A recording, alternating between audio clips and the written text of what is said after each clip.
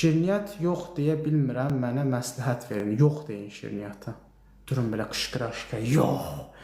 Qarşı deyən şirniyyata yox deyə bilmirəm. Onda gözəl bədən quruluşuna yox deyin. Onda normal şəkildə istədiyiniz paltarları geyməyə yox deyin. Normal şəkildə hamı kimi. Məsəl üçün mən qabaq əynimə paltar tapmırdım 130 kilo olanda. Tapmırdım da qardaş, yoxdur. Girirdim, deyir qardaş, sən nə boydasan? Belə adam olar. Sənin əyninə paltar tikmirlər qardaş. Belə insan yoxdur. Yoxdur.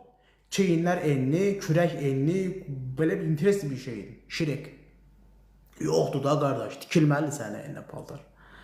Amma indi qəşəng girirəm istədiyim mağazinə. Bir dənə L-dən, M-dən, L-M arası götürürəm, geyinirəm, çıxıram. Söp. Siz də şirniyyata yox demirsinizsə də ona yox deyəcəksiniz. Baxın, oturun, fikirləşin. Hansı sizin üçün daha şirindir? Şirniyyat şirindirsə də qodandan. Ye şirniyyata. Sən yemə deyən var.